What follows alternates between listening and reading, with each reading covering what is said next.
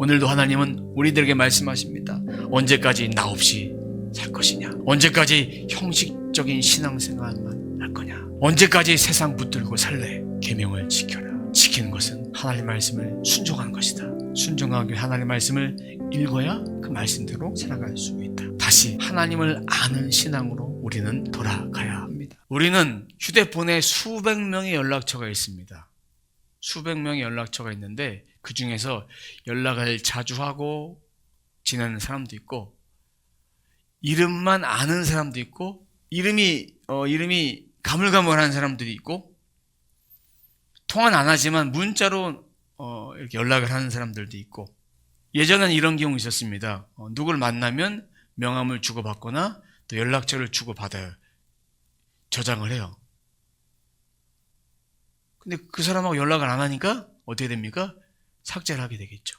또 하도 연락 안 하다 보니까 휴대폰 번호가 변경됐는데 모르고 그냥 저장해 놓은 상태. 어떤 경우는 경조사 때만 연락이 오는 경우도 있고, 이렇게 관계가 끊어진 사람도 있고 관계가 계속 유지되는 사람들도 있습니다. 또한 요즘은 SNS를 통해서 DM을 통해서 연락을 주고받기도 하지만, 또 댓글을 통해서 대화도 나누지만, 정작 자신의 마음을 터놓고 이야기할 수 있는 사람이 얼마나 될까? 내 어려움을, 내 힘듦을, 내 사정을 터놓고 이야기할 수 있는 사람이 5손가락 안에 꼽힐까? 단 한 명이라도 있을까? 별로 없다는 것입니다. 신앙도 마찬가지예요. 신앙도. 하나님을 사랑합니다. 난 예수님을 사랑합니다. 교회도 나갑니다. 그런데 하나님을 아는 사람은 얼마나 될까? 예배를 드려 나왔는데 하나님을 사모하면서, 하나님의 예배를 사모하면서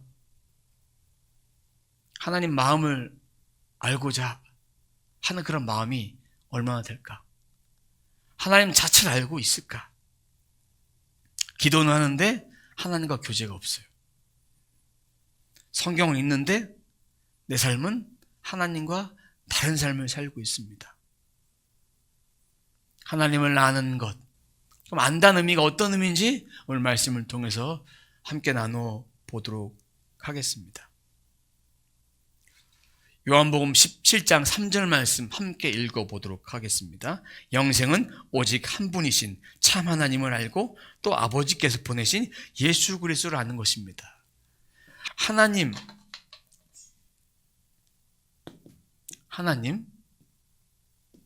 예수님을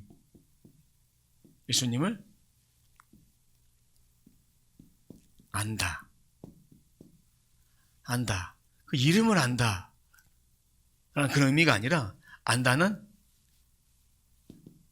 헬라어로 보면 기노스코라고 합니다. 헬라어로 기노스코라 하는데, 이거는 뭐냐면 경험적으로, 체험적으로 아는 신앙이에요. 하나님을 경험하는 것. 그럼 하나님 경험하기 위해서는 하나님의 말씀, 기도로 가까이 가는 신앙생활을 한다는 것입니다. 내가 평안할 때 하나님 찾지만 내가 어려울 때 하나님 찾고, 하나님을 끝까지 붙드는 신앙이 바로 하나님을 경험하는 것이고 하나님을 아는 것입니다. 그럼 하나님을 알기 위해서 어떻게 해야 될까? 요한 1서 2장 3절 말씀 함께 읽어보도록 하겠습니다. 우리가 하나님의 계명을 지키면 이것으로 우리가 하나님을 참으로 알고 있음을 알게 됩니다. 하나님의 계명을 지킨다. 계명. 여기서 말하는 계명은 토라, 율법, 십계명, 613가지의 계명, 요약해놓은 십계명을 지키는 것, 하나님의 말씀을 지키는 것. 그때 하나님은 알게 되는 것입니다. 예수 그리스도를 믿었으면, 하나님 믿었으면 하나님의 계명을 따라 살아가는 거예요. 나 외에 다른 신을 섬기지 말라. 섬기지 않고 하나님을 섬기며 살아가는 것입니다. 우상을 만들지 말라. 거짓말하지 말라. 도적질하지 말라. 간음하지 말라. 기타 여러 가지 그 계명들을 지키면서 살아가는 거예요. 하나님을 알기 위해서 지켜내는 것입니다. 은혜 안에서, 하나님 안에서 지켜내는 것입니다. 내가 지켰다고 내가 할 도리를 다 했다라 생각하는 것이 아니라 은혜 안에서 하나님 믿는 자녀로서 그 계명을 지키는 그 기준을 말씀에 삼아야 되는 것입니다. 그러면 하나님은 우리가 하나님을 알도록 각 사람에게 또 기록된 로고스의 말씀을 통해서 계명을 주셨어요. 뿐만 아니라 우리가 말씀을 읽을 때 각자에게 감동을 주십니다. 감동. 이것을 행할 수 있도록 감동을 주시면 그 말씀을 읽고 그 말씀대로 살아가는 거예요. 그것이 바로 하나님을 아는 거예요. 하나님 말씀을 지키는 것이 하나님을 아는 거예요. 적극적인 자세로 하나님께 가까이 가는 거예요. 그럼 하나님의 이름만 아는 것은 하나님을 아는 신앙이 아니란 결론에 이르게 됩니다. 그럼 하나님을 알게 되면 예배할 때 예배가 충만해져요. 오늘 예배하고 계속 예배하고 싶어요. 그렇게 해서 우리의 삶의 예배가 살아나게 됩니다. 그리고 말씀을 들을 때 말씀이 들리기 시작이 됩니다. 성경을 1독하고 2독하고 3독하고 5독하고 10독을 했는데 말씀을 잘 모르겠어요. 그 모를 때는 한 가지 방법이 있습니다. 하나님 말씀이 진리니까 진리의 말씀을 계속 읽어가는 것입니다. 읽어가다 보면 비포 앤 애프터가 나타나게 됩니다. 말씀은 다 모르지만 비포 앤 애프터가 뭐냐면 말씀을 읽지 않고 살았을 때와 말씀을 읽고 살아갈 때가 다르다는 거예요. 근데 그러다 보면 어느 순간에 말씀이 내 내면에서 내 영에서 생각이 나게 하실 때가 있어요. 이어질 때가 있어요. 저도 지금 말씀을 전하면서 계명을 지키는 것이 하나님을 아는 것이다라는 말씀을 전하는데 막 생각나게 하는 말씀들이 있어요. 연결되는 거예요. 기도 가운데 막 생각나게 하실 때가 있어요. 그때 또 찾아보게 되는 거예요. 그리고 기도 가운데 내가 암송하지 않았는데 막 입술로 뭐 주저리게 돼요. 그것도 하나님께서 우리들에게 말씀을 생각나게 하시는 것이고, 그래서 말씀이 연결되는 거예요. 한 5독, 한 10독 정도 했으면 이제 성경 읽는 방법을 좀 다른 방법을 취하면 돼요. 어떤 방법이냐? 쭉 읽지 마시고 창세기면 창세기를 한 10번 읽는 거예요. 눈으로만 읽는 것이 아니라 눈은 성경을 향해서, 입은 말씀을 향해서, 손은 줄을 긋고. 첫 번째 읽었을 때는 형광펜으로, 예를 들어서 형광색으로, 두 번째는 주황색으로, 세 번째는 파랑색으로, 네 번째는 또 밑줄로, 다섯 번째는 내게 다가온 말씀을 또 빨간색 볼펜으로 체크해가면서 그렇게 읽을 때 말씀이 조금씩 열려지게 돼서 이 성경이 내 손에 붙는 거예요. 이 성경이 내 손에 붙는 거예요. 그 다음에 말씀이 깨달아진 다음에 그 다음에 죄에 대한 찔림, 죄가 깨달아지고 그리고 기도가 회복이 되는 거예요. 이렇게 네 가지의 영적인 신앙생활이 참으로 회복이 되는 것이 바로 하나님을 안다, 하나님을 경험한다. 그러면 삶 속에서 하나님과 동행하는 삶을 살 수 있습니다.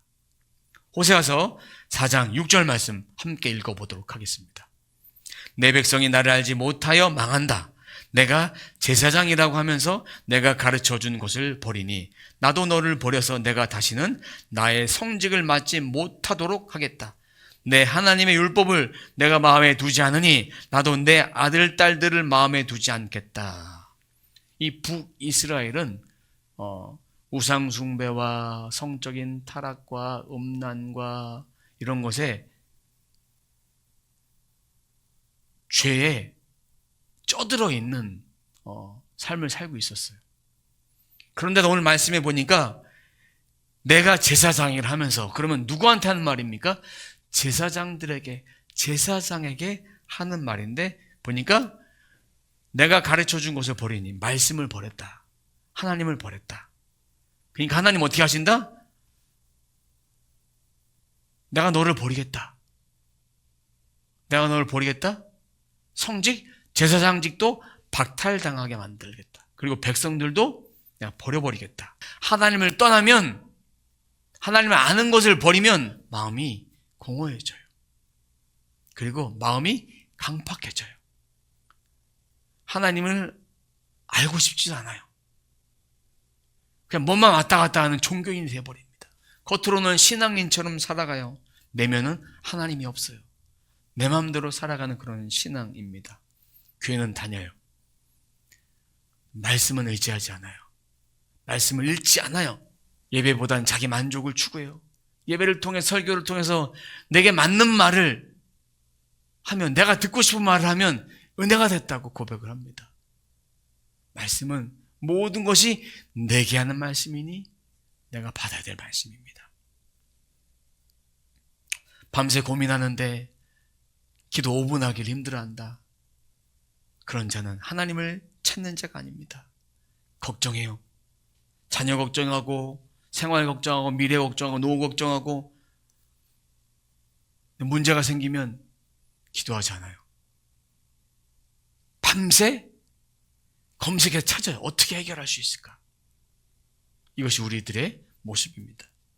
사람 말은 듣는데 하나님 말씀 듣지 않아요. 유튜브를 통해 찾아봐요. 네이버를 통해 지식을 찾아봐요. 챗 GPT에게 물어봐요. 그런데 하나님께 묻진 않아요. 그러면 점점 분별력도 잃고, 점점 내 마음이 흐려지고, 내 중심을 잃어버리니까 결국은 하나님보다는 세상을 의지하게 됩니다. 그리고 이런 사람들도 있죠. 보여지는 것을 중요하게 생각해요. 내 외모, 내 옷, 카 푸어, 하우스 푸어, 집은 의리의리한데 그의 삶은 쫓겨요. 카 푸어, 월급 받아서 차 사는데 돈을 다 써요. 월급이 300만 원인데 차로 유지하는 비용이 200만 원 넘게 들어가요. 그런 카푸어들. 원룸 사는데 차는 수입차 타고 다녀요. 제가 물류센터 일할 때도 보니까 같이 일하는 직원인데 차는 BMW 벤츠를 타고 다니더라고요. 이런 카푸어들이 있어요. 그 사람이 돈이 많는지 알 수는 없지만 그런 인생, 포장하는 인생을 우리는 살아가고 있는 사람들이 많다는 것입니다. 결국 그런 모습은 공허한 인생을 살아가는 것입니다. 또 한 가지는 바쁘지만 하나님과 점점 멀어집니다. 일하고 돈을 벌어요. 성공을 향해 달려가요. 근데 말씀은 가까이 하지 않아요. 기도하지 않아요. 예배는 점점 소홀히 여겨요. 형식적으로 한번 드렸으니 됐다. 이런 사고로 살아가게 됩니다. 그런 영혼도 점점 메말라 갑니다. 점점 내 안에 공허감이 쌓이니까 죄를 져도 찔림이 없는 거예요. 그런 인생이 바로 하나님을 멀리하는 인생, 하나님과 가까이 하지 않는 인생. 우리는 이제 다시 말씀으로 돌아가 하나님 아는 기노스코가 회복이 되어야 됩니다. 하나님 아는 기노스코, 하나님을 아는 거, 하나님을 경험하는 거, 하나님 말씀을 가까이 하는 거. 그 신앙을 우리는 다시 회복해야 됩니다. 빌립보서 3장 8절 말씀 읽어보도록 하겠습니다. 내 주 예수 그리스도를 아는 지식이 가장 고귀함으로 나는 그 밖의 모든 것을 해로 여깁니다. 이 말은 바울의 고백입니다. 바울은 신앙적으로, 율법적으로, 학문적으로, 혈통적으로 모든 것에 다 뛰어난 엘리트 집안이었어요.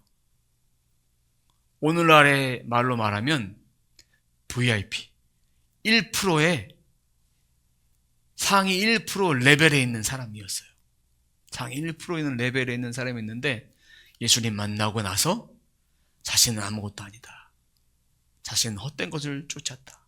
나는 죄인 중에 괴수다.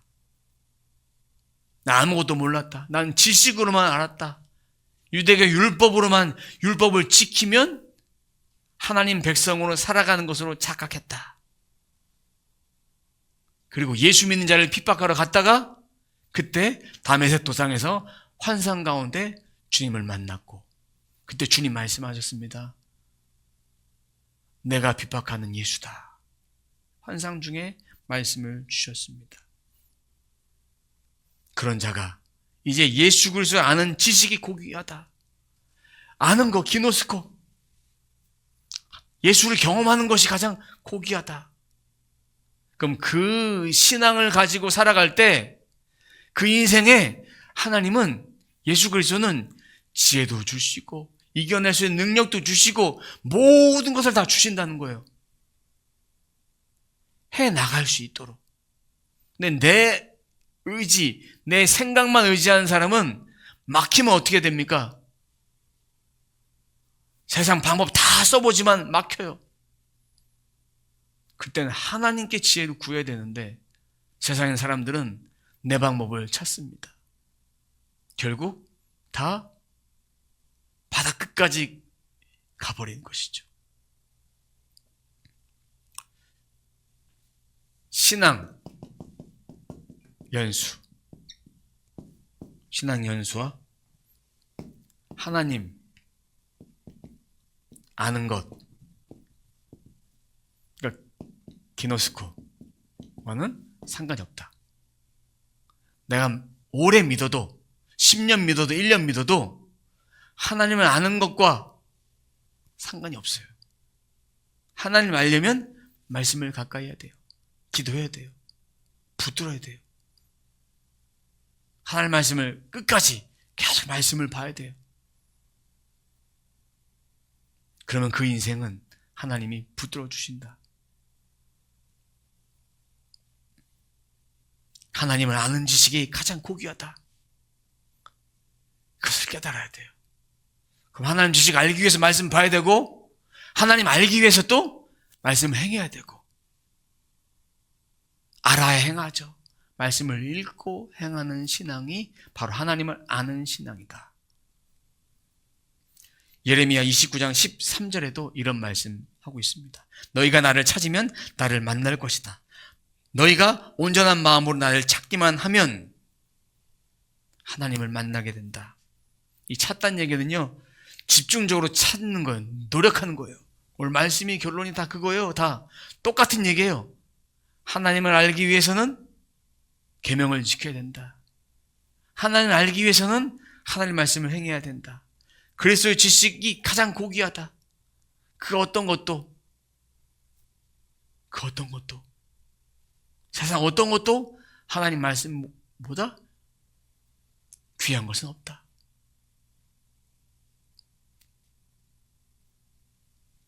우리가 하나님을 만나기 위해서는 뭔가 하나님 만날 타이밍이 필요합니다.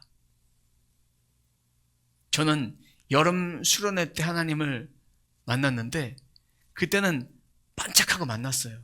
그 다음에 똑같은 삶을 살았어요. 어떠한 어려움이 있을 때 하나님 만났어요. 기도했어요.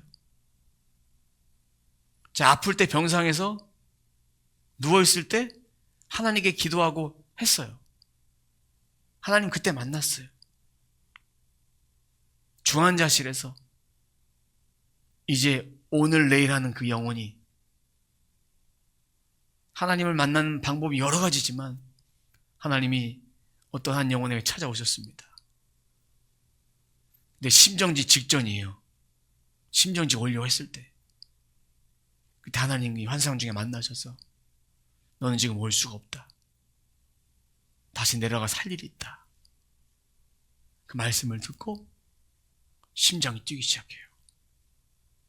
10년 살다가 주의 일 하다가 다시 부르셔서 가신 분도 있고 암으로 투병하다가 죽습니다 했는데 하나님께 매달렸는데 10년 더 살다가 15년 더 살다가 하나님 부르시고 알츠하이머로 다 죽어가는데 어떤 목사님의 기도로 살아났어요. 15년 더 살다가 주일을 하다가 다시 주님 부르셔서 가신 분. 이렇게 병원에서 아플 때 주님 만나는 그런 경험들을 하나님은 하게 하십니다. 또한 무엇인가 실패 후에, 사업 실패 후에 하나님께 돌아가도록 하시는 거예요. 그 실패한 이유는 내 의지로 했기 때문에 실패한 것이죠. 하나님의 지혜를 얻어서 했다면 실패할 수 없었을 것입니다. 깨어질 때 만남을 갖게 하십니다. 깨어질 때. 그래서 고난이란, 이런 어려움이란 하나님께 돌아오는 도구예요. 고난 자체가 축복이 아니라 고난을 통해서 하나님께 돌이키는 도구로 쓰시는 거예요. 교만함을 깨시는 거예요. 내 힘과 내 의지로 안 된다. 하나님을 알아야 된다. 하나님을 가까이 해야 된다. 하나님 말씀을 지켜야 된다는 것을 깨닫게 하기 위해서 삶을 통해서 하나님은 경험시키시는 것입니다. 하나님의 음성은 교회에서, 가정에서, 직장에서, 내가 눈물로 기도하는 골방에서, 실패의 자리에서, 회개로 눈물 흘릴 때, 그때 하나님은 우리들에게 말씀해 주십니다. 오늘 메시지를 요약해 보면, 첫 번째, 하나님 아는 것과 경험하는 것은 다르다. 여기서 아는 것은 기노스코를 말하는 것이 아닙니다. 경험하는 것이 기노스코라는 얘기예요. 기노스코예요. 그냥 이름만 아는 것과 경험한 것은 다르다. 두 번째, 하나님을 떠나면 공허해진다. 세 번째, 죄는 반복하면 어떻게 됩니까? 무감각해진다. 네 번째, 말씀을 지켜야 하나님을 경험하는 거예요. 그 말씀을 지키기 위해서는 말씀을 읽어라. 말씀을 읽어라.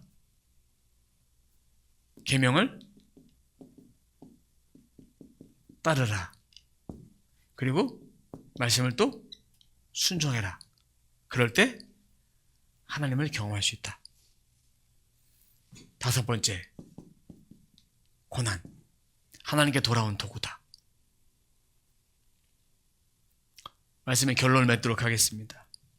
우리는 하나님을 안다고 지금까지 살아왔어요. 하나님은 어떤 하나님이야? 라고 살아왔어요. 하나님을 알기 위해서는 계명을 지키는 거예요. 계명을 지키려면 내가 들어서 만난 하나님, 지식으로 만난 하나님 아니라 순종으로 만난 하나님, 말씀을 통해서 듣고 읽고 계명을 지키고 순종으로 만난 하나님, 그런 하나님을 만나야 됩니다. 그렇게 되면 흔들리지 않습니다. 조금만 내 안에 내게 감정적으로, 환경적으로 힘들면 내게 왜 이런 일을 주셨을까? 낙심하고 무너지지 않습니다. 조금만 어려우면 하나님이 나를 버리셨나? 이런 생각을 하게 됩니다. 오늘도 하나님은 우리들에게 말씀하십니다. 언제까지 나 없이 살 것이냐? 언제까지 형식적인 신앙생활만 할 거냐? 언제까지 세상 붙들고 살래? 주님 오늘도 말씀하십니다. 계명을 지켜라. 하나님을 아는 것과 예수 그리스도를 아는 것이 바로 영생인데, 그 영생은 계명을 지키는 것이다. 지키는 것은 하나님 말씀을 순종하는 것이다. 순종하기 위해 하나님 말씀을 읽어야 그 말씀대로 살아갈 수 있다. 이제 그래서 다시 하나님을 아는 신앙으로 우리는 돌아가야 합니다. 하나님과 관계가 회복될 때 말씀이 순종할 수 있습니다. 친밀한 교제를 나눌 수 있습니다. 입술로만 하나님을 안다라고 착각하는 신앙에서 이제는 하나님을 경험하는 신앙으로, 하나님은 진짜 아는 신앙으로, 하나님의 말씀의 지식이 충만한 신앙으로 그렇게 다 되어지고 그렇게 살아가는 저와 여러분의 삶이 되시길 주님의 이름으로 축원합니다.